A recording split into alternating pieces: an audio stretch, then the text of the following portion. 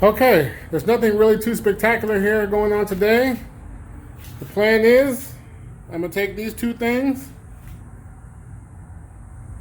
a combination of them two tools, and just basically sand and scuff both of these A-arms down, get it ready for paint. Get some of that grind, off of it, ain't nothing to it. That's about good enough. You just really need a quick scuff on this. These parts really weren't rusty. Some of them had a little real light surface rust. It wasn't too bad. It wasn't too crazy. So just a quick scuff with these three things right here. That's what I used. But everything I gotta press on, I want to press these on now while it's in all in this condition. Once I press the bushings, the ball joints, and these two bushings in, then I'll do a light scuff by hand, and it'll be ready for paint. Okay, it's pretty much the same routine, the same way I took them out, the same way I'm putting them in. Got the first bushing pressed in the lower A-arm. Get a little closer there. Just reversing the process.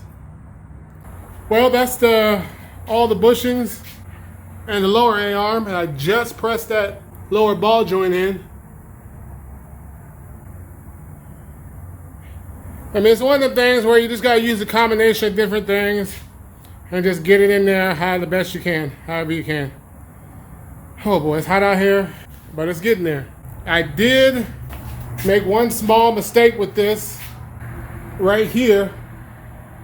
I kind of pinched a little bit, just shaved a little bit off the bushing here, but I think it'll be okay.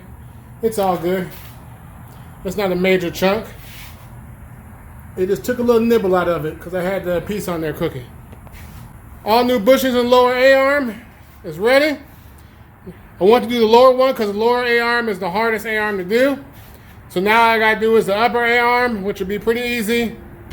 One thing I forgot to mention earlier, just a little quick tip. You see that little hole right there? Just make sure you got that hole lined up with this little notch in the lower A-arm, because that has a little fitting that screws in there, and that's how you grease your ball joint. And if it's not in that little notch, you're going to have a hard time greasing that ball joint if it's anywhere else. That way you ain't got to press it out and turn it around. So as long as you get that right there, you're good to go. I got the first bushing in the upper ball joint.